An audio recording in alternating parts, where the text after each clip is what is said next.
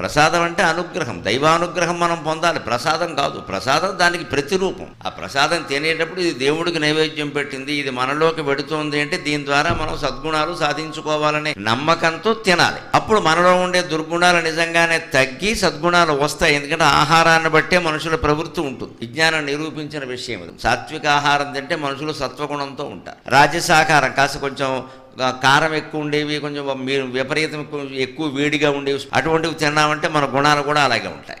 వాడితో పోటీ పడదామా, వీడి జుట్టు పీకేద్దామా, వాడి కాళ్ళు లాగేద్దామా, వాడిని పొడి చేద్దామా, ఇలాగే ఉంటుంది. ఇంకొన్ని ఆహారాలు ఉంటాయి బాగా తమో గుణం, అంటే విపరీతంగా తీపి, విపరీతంగా మత్తు కలిగించే మత్తు పదార్థాలు, మద్యం, ఇవి తమో గుణం, అంటే నిద్ర వచ్చేస్తుంది, మొత్తం మత్తు ఇంకా లేవడం. మంచిది. ఈ ఆహారాలను బట్టే గుణాలు ఉంటాయి. అందుకని మన నైవేద్యాలు, వీటి వ్యవస్థ ఇలా ఉంటుంది. ఇది అర్థం చేసుకుంటే మనకి వినాయకుడు వైజ్ఞానికంగా అర్థం అవుతాడు. హిందూ దేవతలు వారి వాహనాలు, ఆయుధాలు, ఆభరణాలు సమస్తము వైజ్ఞానికమే.